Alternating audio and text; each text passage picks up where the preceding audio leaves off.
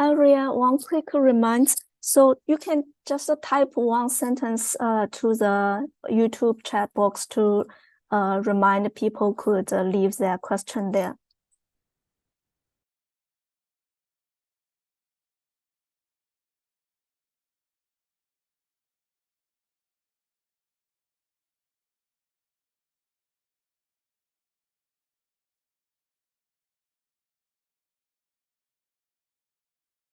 Okay, I will type in the chat box.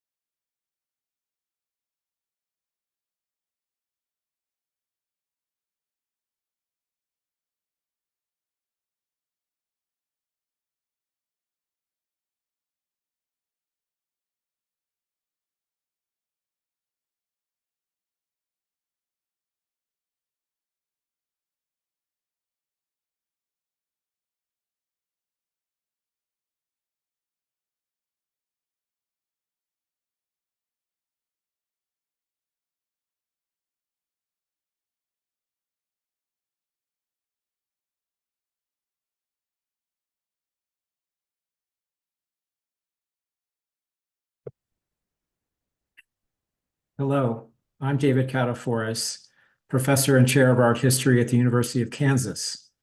It's my pleasure to welcome you to another lecture in our ongoing series, Intersections of Identity, Expression, Exchange, and Hybridity. As we begin, I'd like to acknowledge that the state of Kansas occupies the ancestral homelands or former territories of many tribal nations. The University of Kansas is situated on or near lands forcefully ceded to the United States by the Kansa in an 1825 treaty and by the Shawnee in an 1854 treaty. In remembering this history, we honor an enduring relationship that ties many indigenous peoples to this land. Among these communities, I recognize the sovereignty of the 4 federally recognized tribal nations present in Kansas today: the Potawatomi, Kickapoo, Sac and Fox, and Iowa. With these acknowledgments, I invite all of us to be attentive to how our intellectual work is entwined with the past, present, and future of the places in which we meet and think. Our lecture series asks, what constitutes identity? How do people navigate, form, and reform their sense of self? And how can the study of art and its history help us to consider the diverse identities expressed by visual culture and its creators? We seek to amplify the voices of scholars and artists whose work explores individual and collective identities as those intersect with notions of the body, disability, gender, heritage, and race. The series is organized by KU's Crest Foundation Department of Art History and the graduate students of the History of Art Diversity, Equity, Accessibility, and Inclusion Committee. It is sponsored by the Franklin Murphy Lecture Fund. The graduate students and I are grateful to Art History Department Administrative Associate Joanna Ritt for her organizational help, and we acknowledge KU student Emmy Schatz for the poster design. It's my honor to introduce our speaker, Dr. Benjamin Anderson, who is Associate Professor of History of Art and Classics at Cornell University.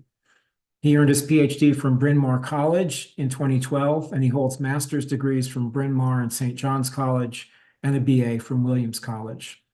Professor Anderson studies the visual and material cultures of Eastern Mediterranean and adjacent landmasses, with a focus on late antique and Byzantine art and architecture. His first book, Cosmos and Community in Early Medieval Art, published by Yale University Press in 2017, addressed the reception of Greco-Roman astronomical imagery in the Byzantine, Frankish, and Islamic states. It received the Charles Rufus Maury Book Award from the College Art Association in 2018 and the Karen Gould Prize in Art History from the Medieval Academy of America in 2020. Professor Anderson is currently writing The Oracles of Leo, From Byzantium to the Baroque, a study of the Byzantine tradition of oracular images and its reception in early modern Europe. He is also the co-author or co-editor of 6 other books, and he publishes prolifically on the history of archaeology and the urban history of Constantinople. He disseminates his research through book chapters and articles and through podcasts, lectures, and presentations at symposia and conferences, and he contributes to the discipline regularly through book reviews. Professor Anderson has been the David E. Finley Fellow and the Elsa Mellon Bruce Senior Fellow at the Center for Advanced Study in the Visual Arts, National Gallery of Art. He has received fellowships from the Deutscher Akademischer Austauschdienst, the Institute for Advanced Study, and the Kunsthistorisches Institute in Florence. From 2018 to 2020, he was president of the Byzantine Studies Association of North America. He currently serves on the executive committee of the U.S. National Committee for Byzantine Studies, and at Cornell, he's been the director of graduate studies in classics and history of art. Professor Anderson's lecture will be followed by Q&A, moderated by Ying Zhu, a member of the DEAI committee. So please type your questions for him into the chat in YouTube, either during or right after his talk. I'm now happy to turn the screen over to Professor Anderson for his lecture, The Color of Night in Byzantine Art.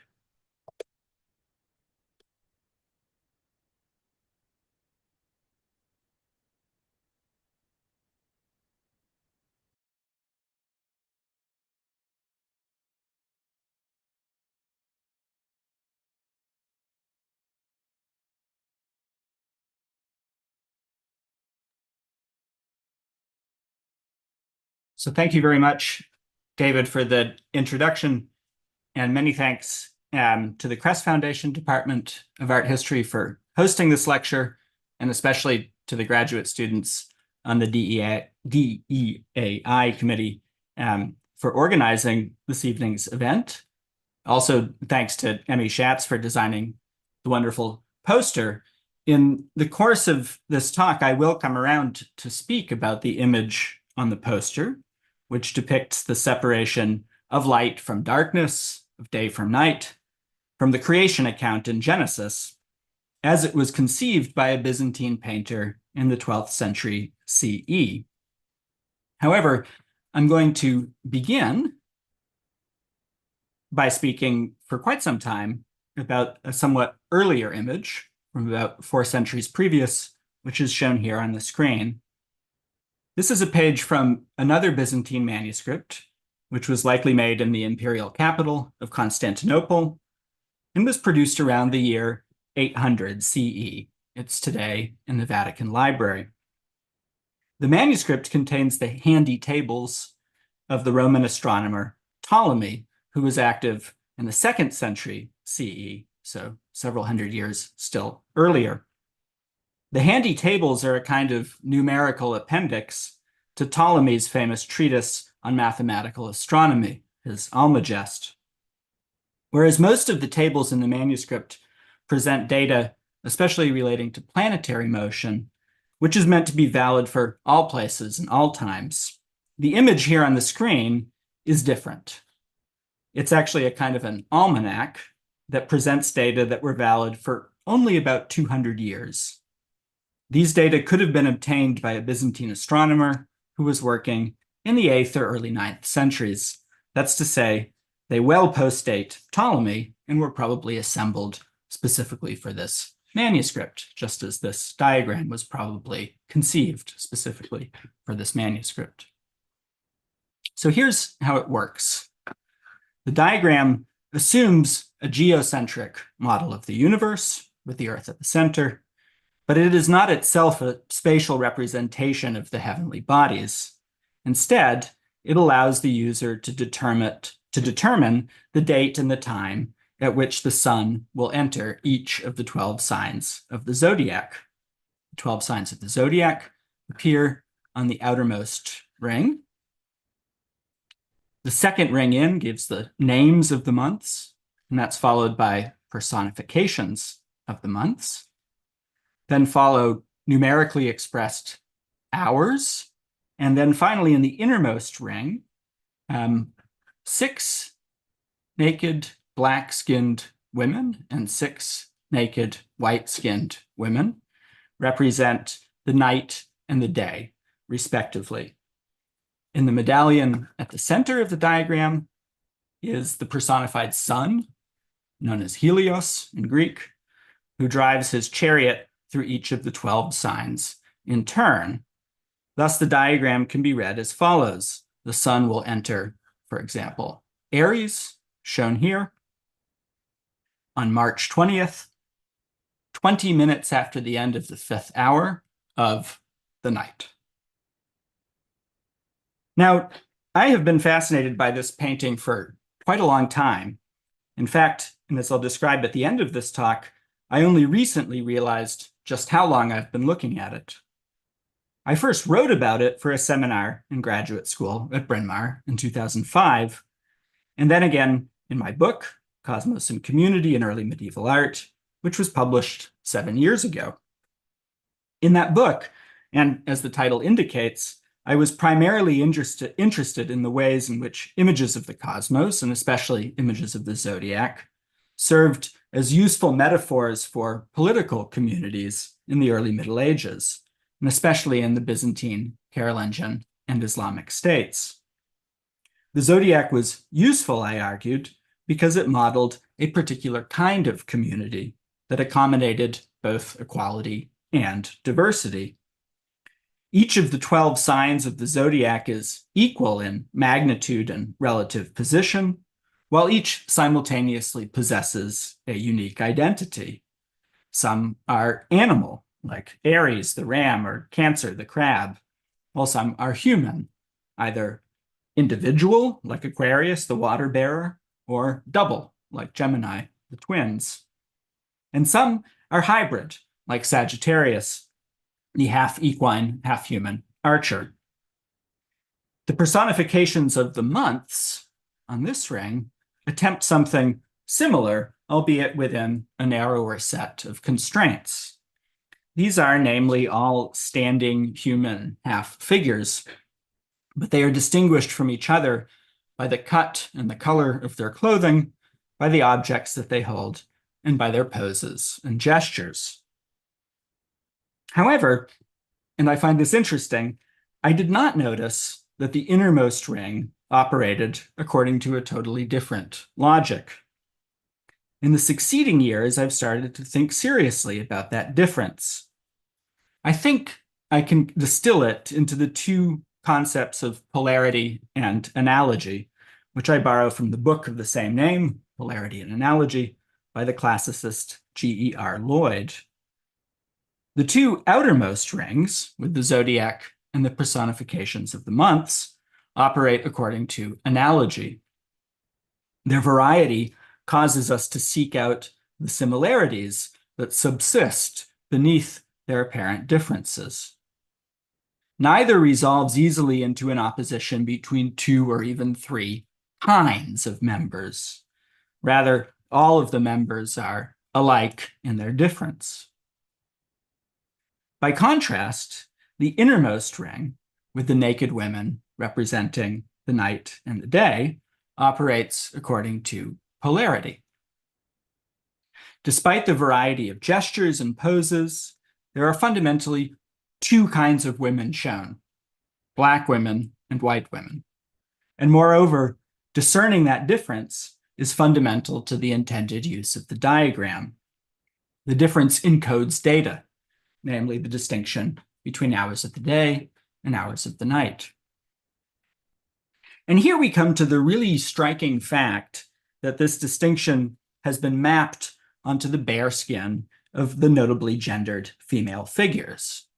This is not an obvious choice. One could, for example, register the distinction between day and night by means of different colored garments, say yellow for day and blue for night. Or alternatively, in place of personifications, the artist could simply insert small pictures of the moon and of the sun. For a long time, I assumed, insofar as I thought about it at all, that the approach adopted here was conventional. I thought that it must have been fixed by centuries of tradition in earlier Greek, Roman, and early Byzantine art. However, in the past few years, I've come to suspect that, in fact, this is the first preserved image from the long history of Greek art that encodes the distinction between night and day in terms of skin color.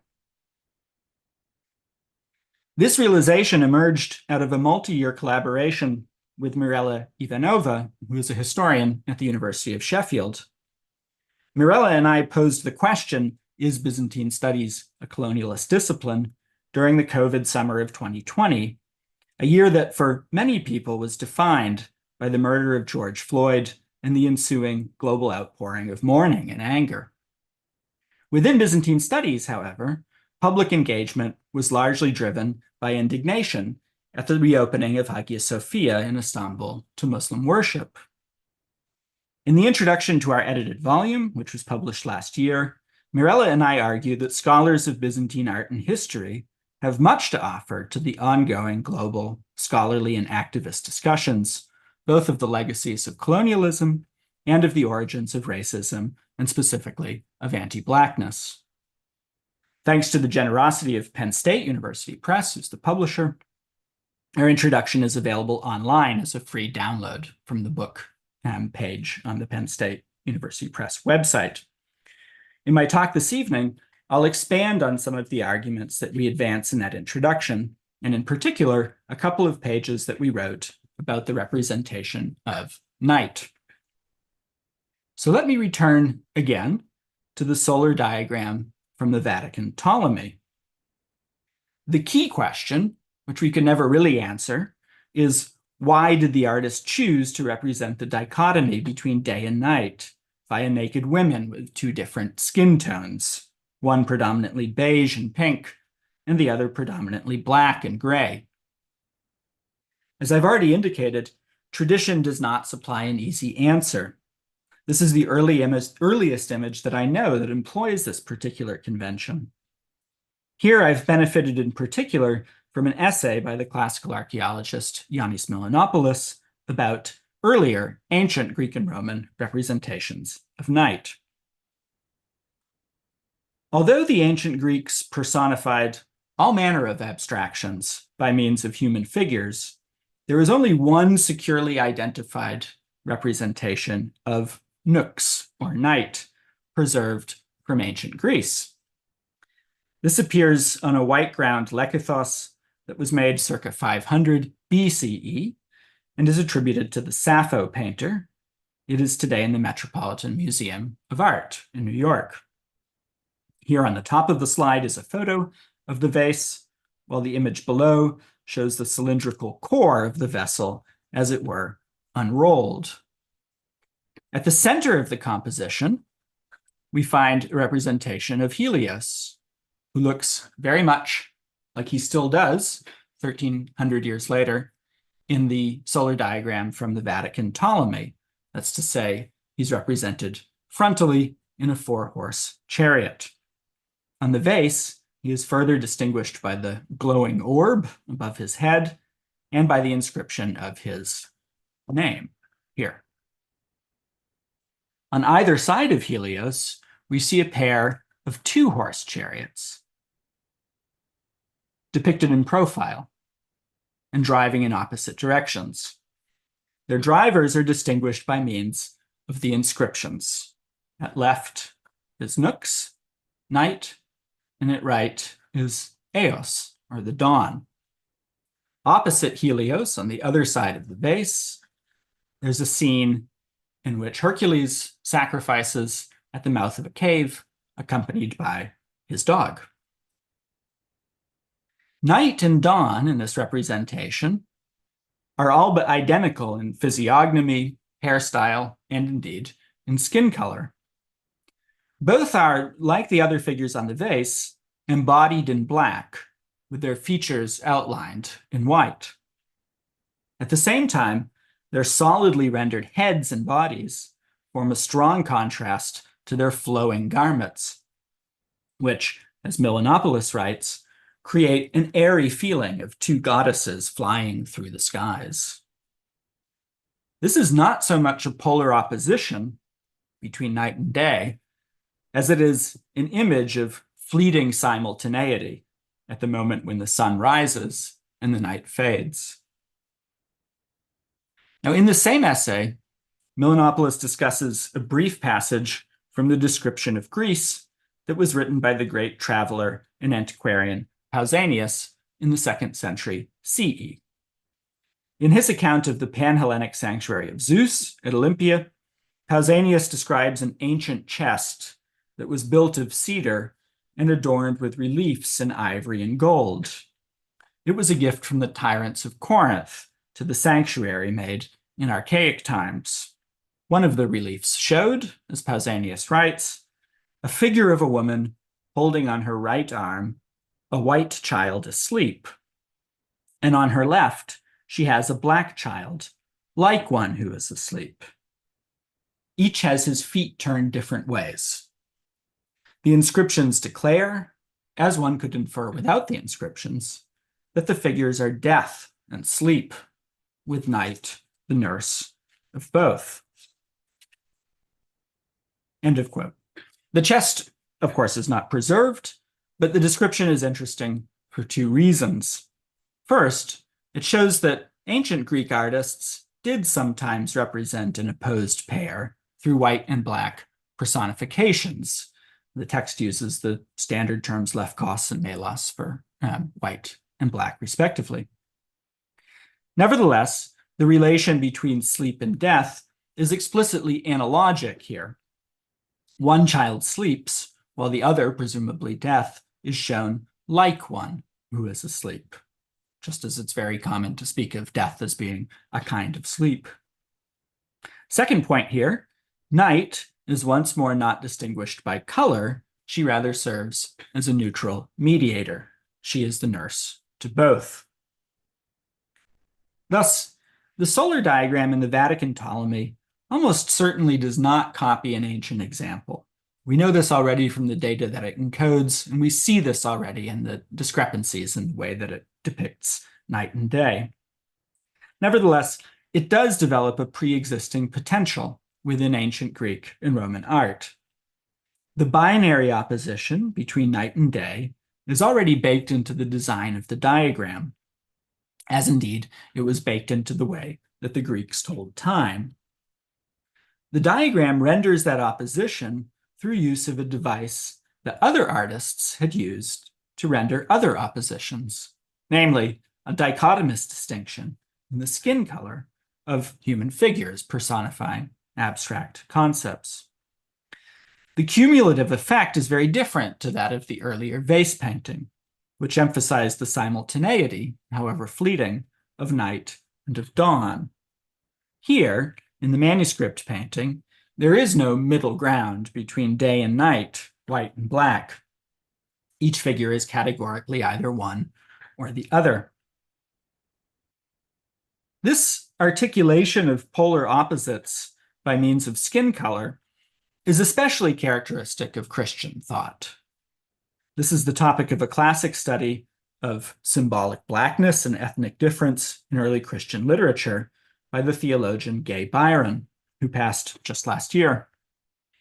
Whereas the Vatican Ptolemy casts the polarity in astronomical terms, cosmological terms, Christian writers frequently cast the opposition between black and white in moral terms, as when demons are said to be black and angels white.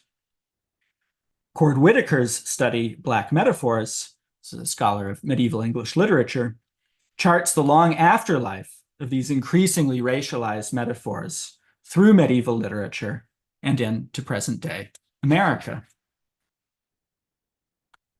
The solar diagram in the Vatican Ptolemy provides insight into a parallel phenomenon in medieval Byzantium, by means of which a metaphoric conception of color difference came to be rendered concrete, that is to say, rendered historical and anthropological, a means not of thinking about something else, but of thinking explicitly about people and about race. This Byzantine trajectory is distinguished by its particular emphasis on vision as the key route to knowledge of the divine. As skin color came to be associated with night, it was also and simultaneously associated with visual impairment, with difficulty in seeing, and by extension, with the inability to perceive divine truth and the predisposition to fall into error and heresy.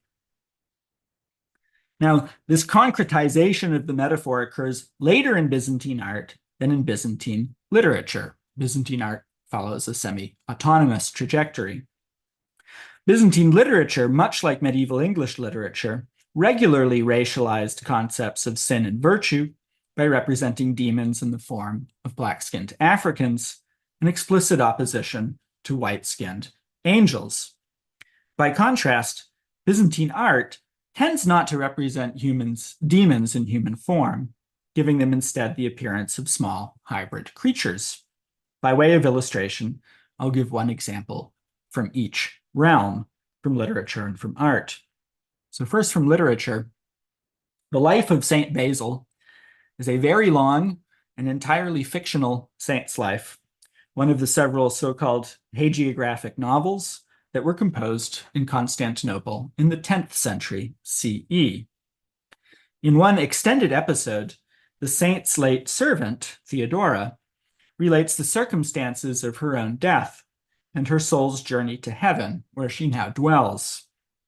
As her soul exited from her body, she explains, quote, "I saw clearly multitudes of Ethiopians standing around my bed, creating a disturbance and commotion, contorting in mockery their black and gloomy and dark faces, the mere sight of which alone seemed to me most terrifying and more bitter than even the Gehenna of fire."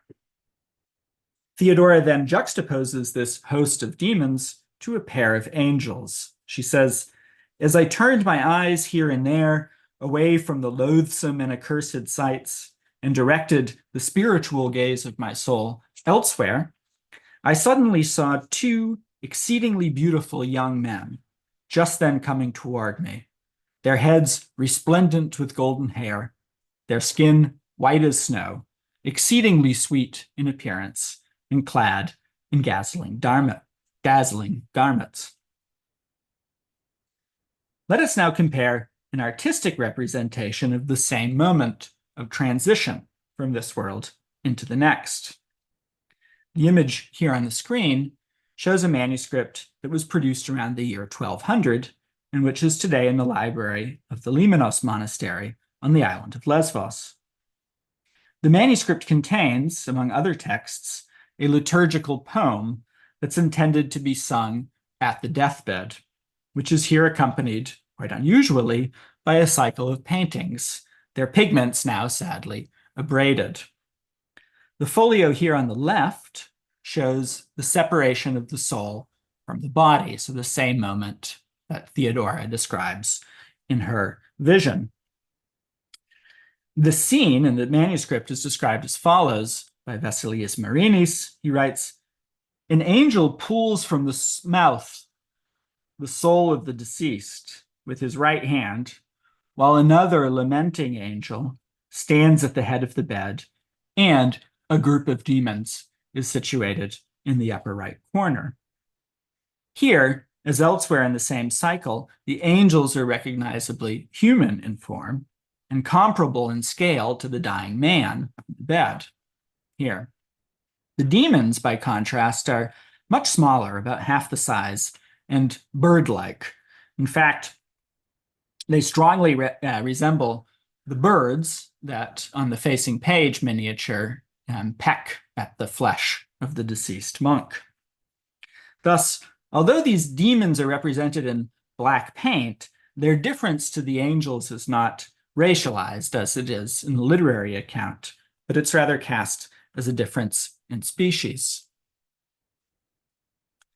The racial polarity in the solar diagram of the Vatican Ptolemy also differs from what we see in hagiography, insofar as the opposition that it racializes is not moral, it's not good versus evil, but rather natural or cosmological, day versus night. However, then as now, the divide between the natural and the moral was eminently permeable. And indeed, this natural distinction did acquire a moral valence. The key mediating terms were the associations first between nighttime and visual impairment, and second, between visual impairment and the inability to perceive the truth of divinity. Consider these two paintings of day and night, which were executed in the 11th and 12th centuries, respectively. Both appear in manuscripts that contain the first 8 books of the Old Testament. We call this format the Octateuch. The photo on the left shows an Octateuch that's now in the Vatican Library, while the old photo on the right shows an Octateuch that was formerly in Smyrna and which has been lost for more than a century, presumed destroyed. Both paintings seek to visualize the accompanying verses from Genesis chapter 1, verses 3 to 5. And God said, "Let light come into being."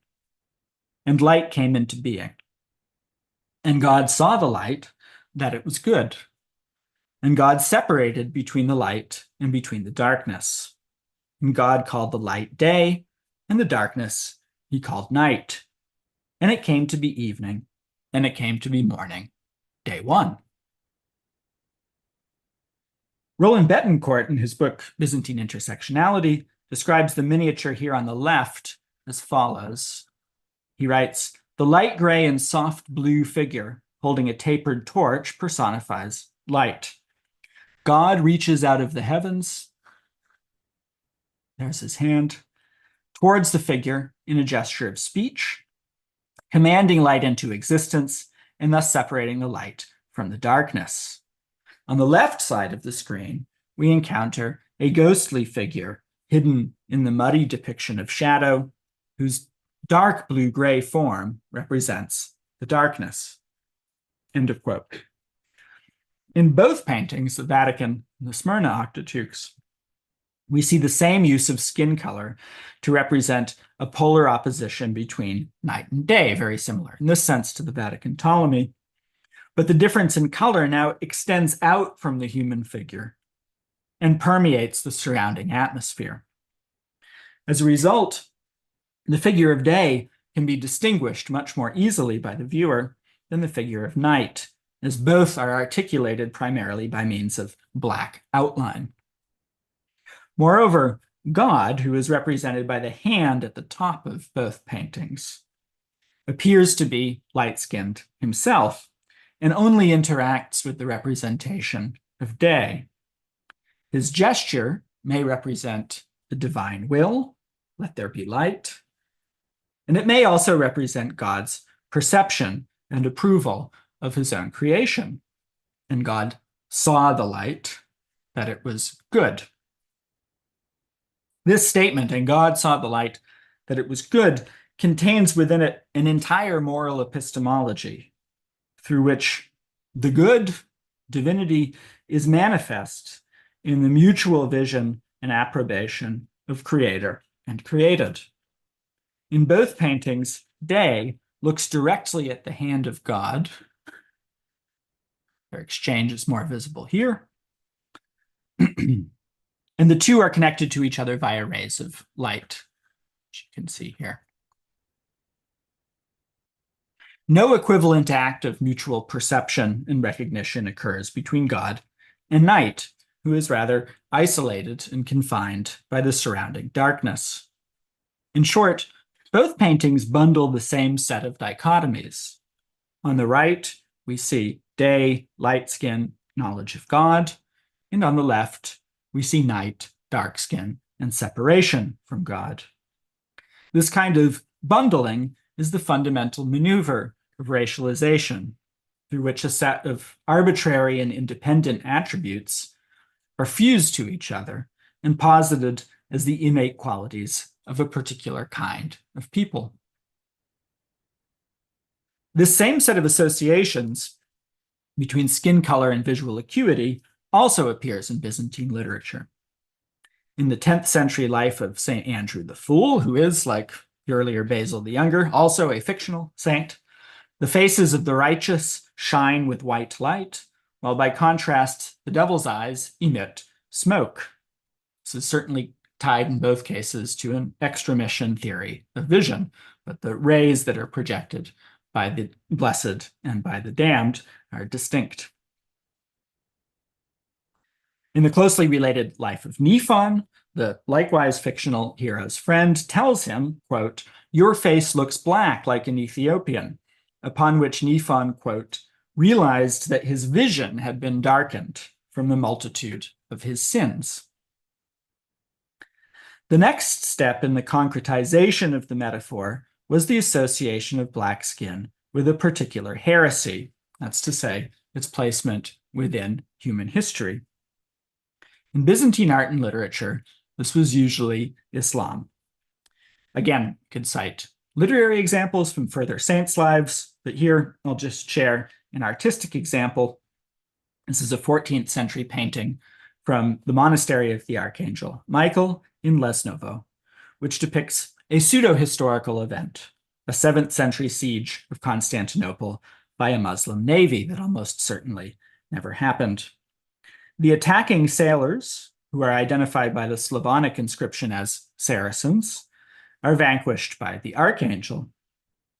As Paul Kaplan remarks in his discussion of this painting, the 9 attackers, quote, "The 9 attackers all have tightly curled hair and dark skin.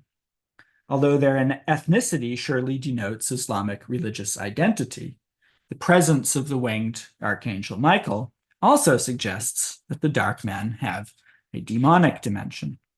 End of quote. The mutual associations between blackness, visual impairment, and Islam appear fully developed in a manuscript that was executed around 1590, over a century after the Ottoman conquest of Constantinople, on the Venetian-ruled island of Crete. This manuscript was produced in the workshop and in part by the hand of Georgios Klontzis, who was an exact contemporary of the Cretan painter Domenikos Theotokopoulos, who would become famous as El Greco. Klontzis, unlike Theotokopoulos, remained on Crete, where he became a highly successful and affluent painter of icons. The manuscript is held today by the Marciana Library in Venice. We usually call it the Codex of Georgios Klontzis. The Codex is a remarkable manuscript. It's an illustrated world history in text and image that contains some 410 illustrations in total, all of them like the two that you see here on the screen, executed in pen and ink and in evident engagement with and sometimes imitation of contemporary engravings. They're very print-like images. The story begins with the expulsion of Adam and Eve from the garden, and it concludes with the second coming of Christ, covering broad swaths of biblical, Greek, Roman, Byzantine, and Ottoman history along the way. A segment of this history, consisting of 25 drawings in total, depicts the life of the Prophet Muhammad and is accompanied by selections from Christian anti-Muslim texts. Throughout this sequence, Muhammad's skin is consistently marked by cross-hatching, in contrast to those around him. The manuscript accordingly depicts him as black.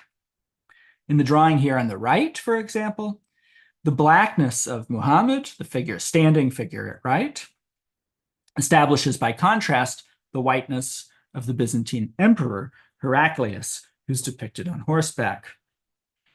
Or consider the extraordinary drawing here on the left, which is entitled, rubricated, The Idolatry of the Ishmaelites, and accompanies an excerpt from an anti-Muslim treatise by the 8th century theologian John of Damascus. According to John, before the coming of Islam, the Arabs had worshipped the morning star and Aphrodite, and that is the scene that is envisioned by the artist here.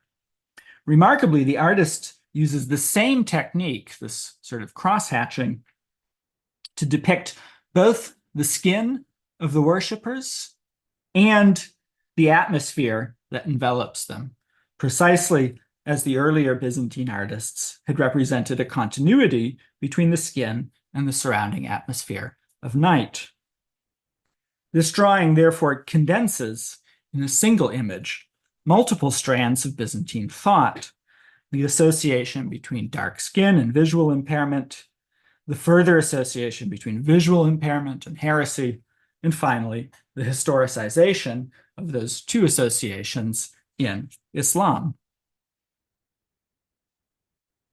To summarize, thus far, I have sketched a development in 3 stages, by which an initially natural distinction, expressed metaphorically, comes to be bound up with a hierarchical moral dichotomy, and then historicized by association with real people. In the first stage, which is represented by the Vatican Ptolemy circa 800, the distinction between night and day is expressed metaphorically as a distinction in skin color, one which is entirely polar and without gradation. In the second stage, which is represented by the 11th and 12th century octateuchs, the polarity expands outwards from the skin to infuse the surrounding atmosphere. As a result, light skin is associated with visual acuity and the knowledge of God, while dark skin is associated with visual impairment and ignorance of God. In the third stage, finally, which is represented here by the 16th century Codex of Georgios Clansis, this moral dichotomy is tethered to a specific historical group. White people, Christians in this account, perceive the truth about God because their vision is clear, while Black people, who are represented solely in this manuscript by Muslims, fall into heresy because their vision is impaired. They dwell in the perpetual night of idolatry. In this way, an apparently natural distinction develops into a social distinction.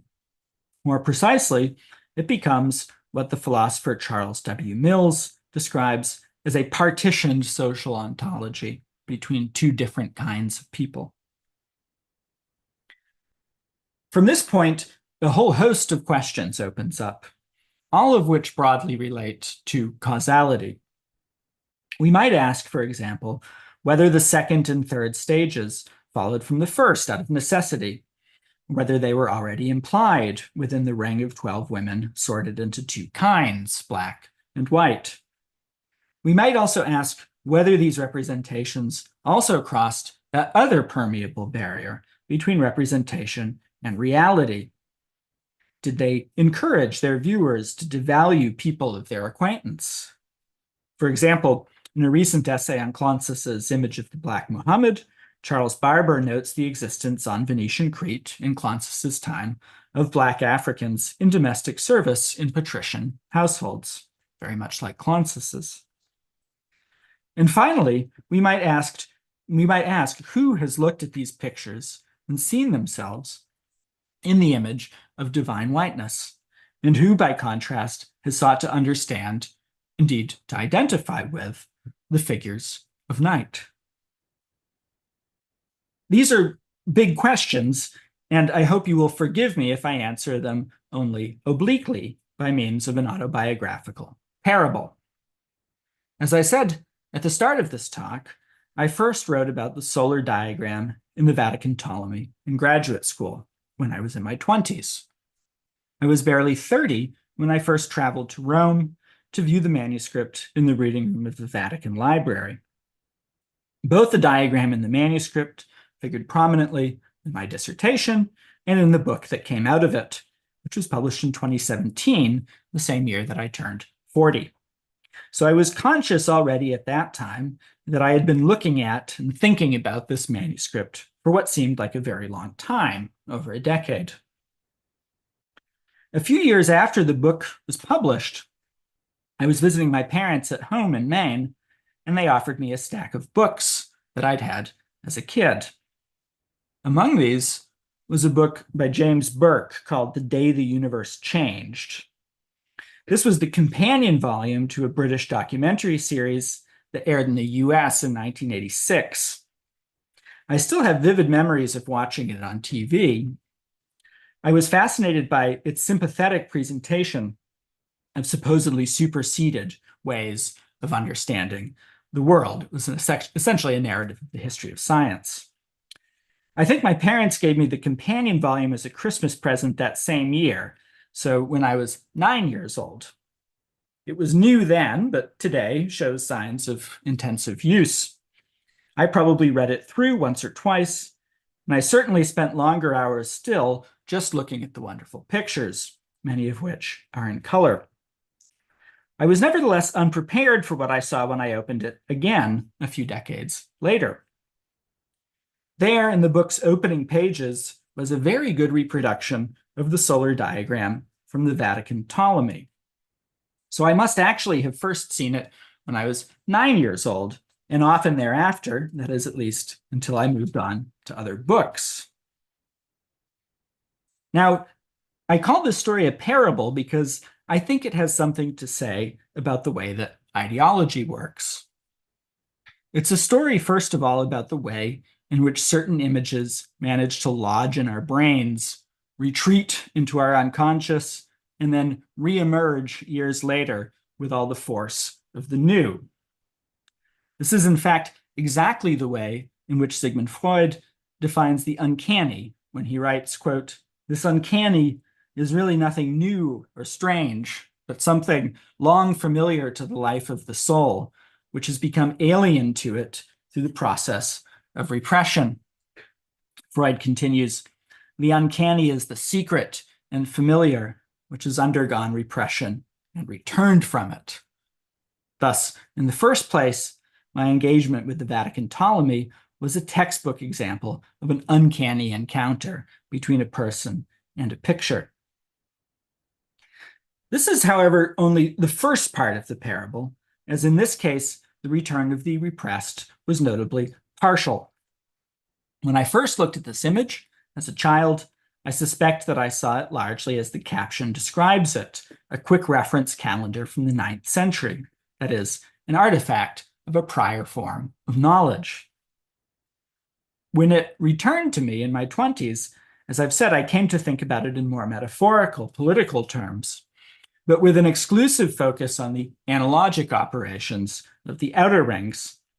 The polar logic of the innermost ring, by contrast, seemed to me natural and not to require analysis or explanation.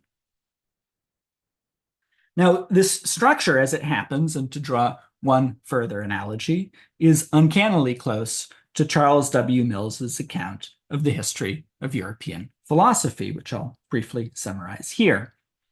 On the one hand, modern European philosophy produces the idea of enlightenment, of man's illumination both of himself and of the world around him. Indeed, enlightenment is embodied here in the diagram in the figure of the sun at the center. The result of enlightenment is human freedom and self-determination, which accommodate both equality and diversity. And it's precisely this balance between equality and diversity that I saw in the outer rings, the signs of the zodiac and the signs of the month. Although they are variably constrained, with the zodiac exhibiting a greater range than the resolutely human cycle of the months, Both operate primarily by analogy. However, and this is the core of Mills's analysis, that story of enlightenment relies upon a kind of unseeing. It requires that we ignore or bracket or simply abstract from the material fact of unfreedom, the long-term persistence of hierarchical oppositions between owners and workers, between white and black people, and between Christians and Muslims. These tiny paintings of 6 times night in the Vatican Ptolemy are not, in any meaningful sense, pictures of black people. The artist probably did not have real people in mind when he painted them. They were for him, as they have largely remained for us, abstractions. They are, moreover, abstractions that are so simple, so fully clothed in the veil of self-evidence, that they tend to disappear into the page around them.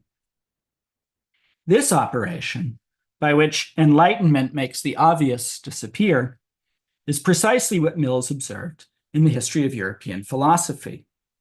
And we can easily see it too when we read, for example, Immanuel Kant's idea for a universal history from a cosmopolitan point of view. It is, in short, the operation by which we discount real suffering, real deprivation, and injustice as accidental, in contrast to the eminently substantive, if perpetually deferred, liberal ideal.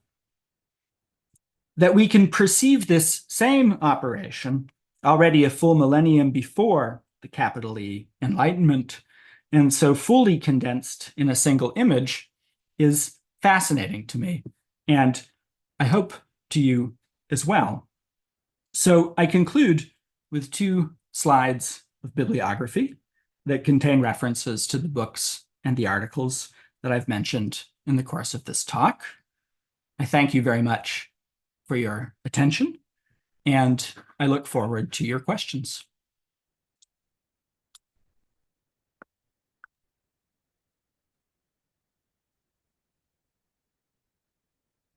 Thank you, Professor Anderson. That was truly fascinating. I think some questions will be coming in, and Ingju will moderate. Yes. Hello, everyone, and thank you, Professor Anderson, for your wonderful talk. And I'm sure our audience and I learn a lot about the colors, symbolic meanings, and the relationship with colors and Byzantine art. And our first question is from Aria Diao, and she says, "Thank you for your lecture, Dr. Anderson. Could you explain more about the intended audience of the Vatican City and the 14th century Constantinople painting?" Great. So it's a question about the intended audiences of I assume of the paintings that I spent the most time speaking about. None of these are widely disseminated images. So in terms of the Vatican Ptolemy, that's an image that I think was created for this manuscript.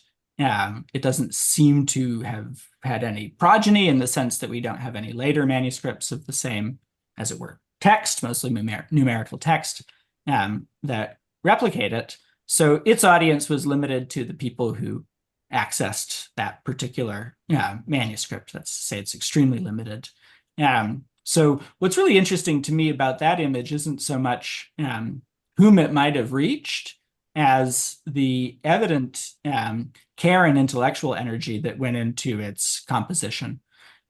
So it has a very long history of reception. Interestingly, it's probably been much more intensively received in the last 30 years or so than it ever was in the Byzantine era. In addition to the Burke book and TV series, it was also reproduced on the cover of the paperback edition of Peter Brown's World of Late Antiquity, which was assigned for thousands of undergraduate classes, especially in the 80s and 90s. So that image has belatedly enjoyed, quite a large mass audience, we could even say, which is not something it ever would have had at the time.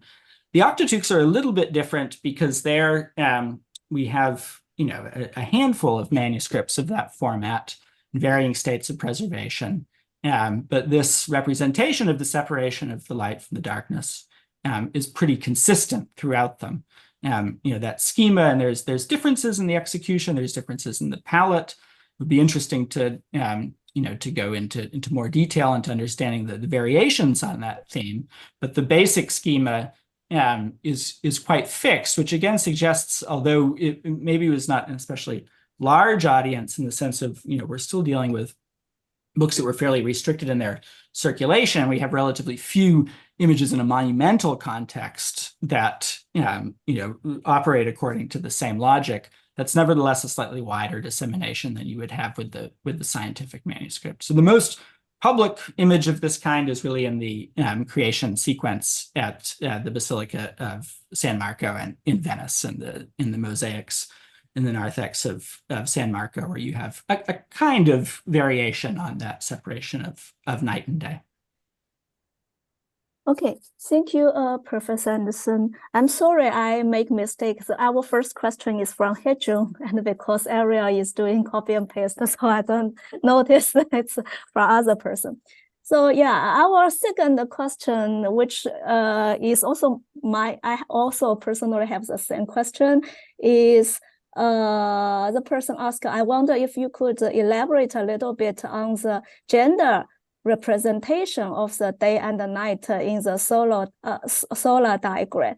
The day and the night are represented by nude women, but then in the second and the third example you showed, the figure seems to be male. Yeah, I also have this question. Yeah, that's a really good question. I mean, the rule of thumb, which is not, perfect, but generally, the gender of personifications in Greek and then in Byzantine art follows the gender of the associated noun. So, when it's a really clear representation of an abstract concept that's labeled as such, something like philosophia. Yeah, philosophia is in Greek grammar a feminine noun, and that is 9 times out of 10 going to be represented by a woman. These representations are a little bit more, complicated insofar as that they're not labeled, first of all. So they don't function the way a really standard personification would, that it would have to be accompanied by the text that identifies what is the concept that's personified. That's sort of more implied in these representations, and it means that there's also a little bit of slippage. So the default for day and for night would still be feminine, because we're dealing with feminine nouns in Greek. But it is interesting that these the Octateuch representations of the separation of day from night seem to diverge from that. And actually, it wasn't especially well visible in the images that I showed, but it looks like they're differently gendered. So in most of those representations, the figure of day reads as a young man, and the figure of night reads as a woman. So that distinction is not only by color, but also, by gender, which I don't have a ready, explanation for. But it is quite striking. The other aspect that is worthy of comment here is with those representations in the Vatican Ptolemy, in that ring of women, their nudity, which is not common for personifications. Personifications are usually clothed in fairly noble garments. They're dressed like wealthy women when they're female personifications. The fact that in this manuscript they're represented unclothed is really unusual, and I don't have a good explanation for it, except to say that it's another part of that complexity that I haven't yet wrapped my head around, how the artist landed on that particular solution. Okay. Insert a question here, because it's relating specifically to the Vatican Ptolemy and those 12 figures. Could you explain why it's not 6 black figures on one side and 6 white figures on the other? There's a kind of alternation in some points. Yep. Yeah, it's driven by the data. So what this astronomer who's supplied the data for the almanac has done is to determine that Aries, that the sun is going to enter Aries at such and such a day and hour, during this roughly 2-century period when those data are going to be valid. And so it's determined by the position of the zodiac sign, and then the time of day at which the sun is going to enter that zodiac sign. And it's just a happy chance, I think, although I always get a little bit leery when I try to say something about astronomy. I don't think it would always be the case at all times that you would have an even split of 6 and 6. Right.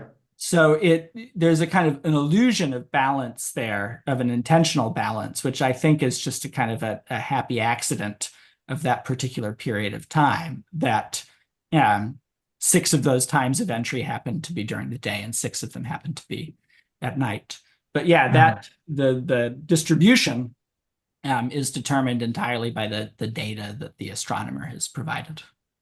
Thank you. That clarifies it. Appreciate that. Thank you for your answer. And we have another question. Is a little bit related to about the position and the size. The person asked, in the 12th century prints, it seems like the section of the night is a little smaller than the section of the day. I wonder if it is intentional. Does it suggest a moral preference of the day, which is good, over night, the bad? Yeah, that's interesting. I hadn't actually registered that difference, but it goes together with all of the other aspects, and I do think that that's the intent. And I think it's these images are a pretty close exegesis in a way of the passage, especially as these people had access to it in the Greek translation. They didn't have access to the Hebrew. But as they're reading the Greek translation of the Septuagint, I think that without going too much into exegesis, they're seeing something that is there in that account, that God gives favor to the day and then nothing is said about night. So already that kind of implicit moral judgment, I think, is just there, just behind the surface of the text. And the artist is looking at various ways. Color, but I think probably also ratio or composition, and just visibility, and gender. I think. I mean, if we're right in reading those as usually the day is male and the night is women, that would, also be in a sort of a standard Aristotelian sexism, that the man would be the more perfect of those two. So I think there's a whole set of strategies that the artist is using to make precisely that distinction.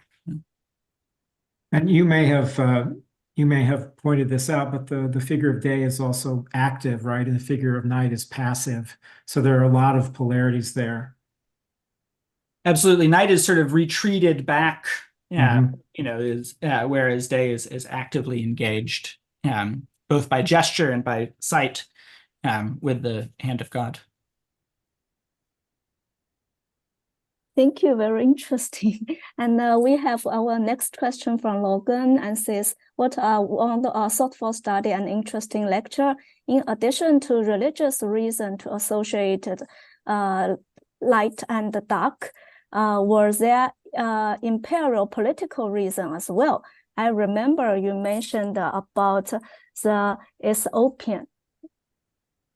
Yeah, that's a really good question, and it's a really tricky thing with these geographic terms in the Byzantine texts. It's really hard to know how much they're associating this with actual people and with actual states.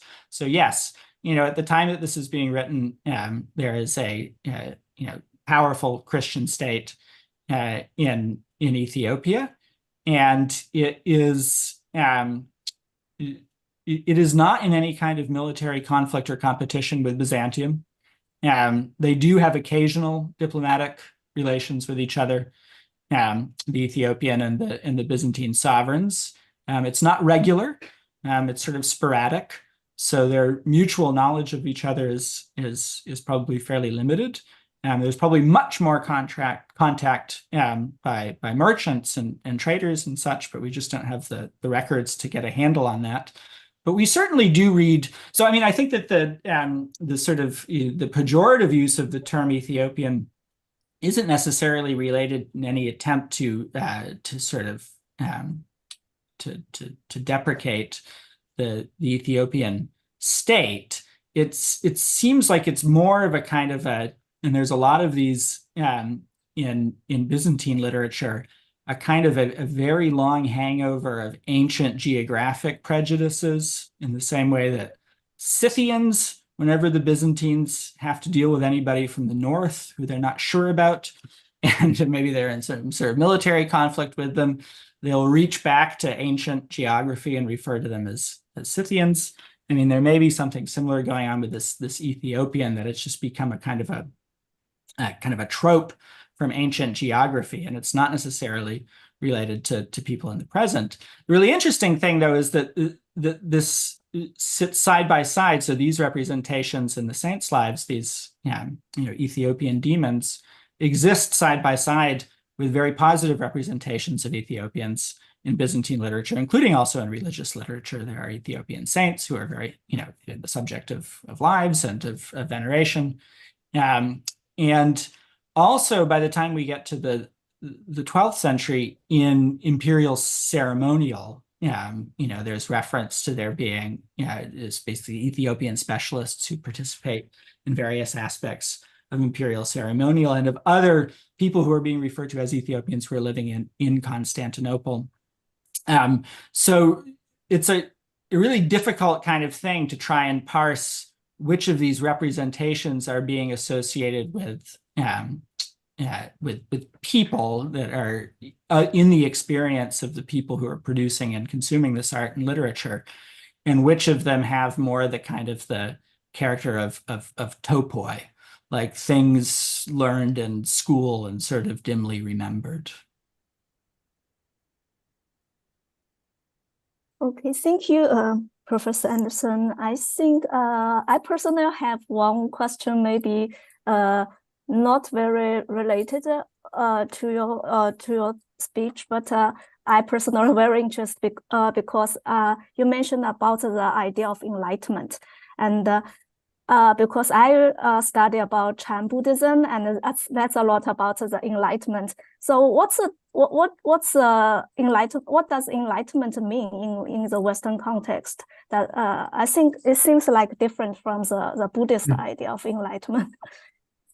Oh, I think it probably is, although I have to admit that I know relatively little about the Buddhist idea of enlightenment. I mean, it really depends on where and when we're speaking. When I raise that at the end of the talk, I really have in mind, a sort of an account of the history of modern European philosophy that would associate enlightenment, especially with the 18th century, with the second half of the 18th century, and with various interrelated movements towards empiricism, towards rationalism, towards a sort of a questioning of received traditions, and especially of Aristotelian and scholastic philosophy. We could do a totally different talk, and that, in a sense, that was a bit of a red herring in this talk, about the way that the Byzantine writers think about enlightenment as a divine, as an experience of the divinity, and the model that is the sort of the defining model or prototype for that is the story of the Transfiguration. So when Christ appears bathed in light on the top of Mount Tabor to his disciples, as a sort of a moment in which they recognize his divinity via the medium, basically, of light. So that's a story of great interest to Christian exegetes in all periods, but was really developed by Byzantine exegetes in the same period that we're talking about. And so I think this sort of notion that darkness is alienation from God, and a kind of enlightenment is a means, maybe the primary means of knowledge of God, that really, is key to the kinds of associations that I was trying to unpack that eventually get racialized. And so, yeah, I'd be really curious, not knowing really much about the Buddhist tradition of enlightenment, but it would be an interesting thing. It's certainly the case that when you look at like the history of religious images, history of early Buddhism and the history of early Christianity present a lot of interesting parallels and a lot of interesting divergences in terms of all these discussions about whether you can represent the divine, and if so, how. So I know that there's a lot of really interesting comparisons to be made, and I assume also in this broader sort of topic of enlightenment. Yeah, thank you very much. Yeah, I think it's in Buddhism there is a little bit related, so similarity about this kind of transformation, this kind of non-duality. So if you using what you mentioned, the day and the night, it seems like they can transform from one to the other, and there is no difference. They are as a whole. Yeah, that's quite a Buddhist way of thinking this idea. Yeah. And I think that's what we have for questions so far. Yeah, David, do you have any more to add? No, thank you. I love ending on the question of enlightenment in different philosophical and spiritual traditions. And I think that the sort of global turn that art history has taken is making those kinds of questions even more sort of prominent, and I think we want to be careful, obviously, not to sort of collapse distinctions between very different traditions, but I think put them in a kind of productive conversation as we started to do here. I certainly appreciate everything I learned from your lecture this evening, Professor Anderson, and look forward to looking into more of your work. And appreciate how clearly you laid out this analysis and these stages that are clearly evident in the visual imagery that you presented with us, and connected to these important ideas and philosophical positions, and helping us to think about where some of these sort of racialized sort of tropes may come out of these histories. So thank you for enlightening us this evening, and we appreciate your generosity. Well, it's been a pleasure. Thank you very much for the invitation. With that, I guess we will sign off and say goodbye.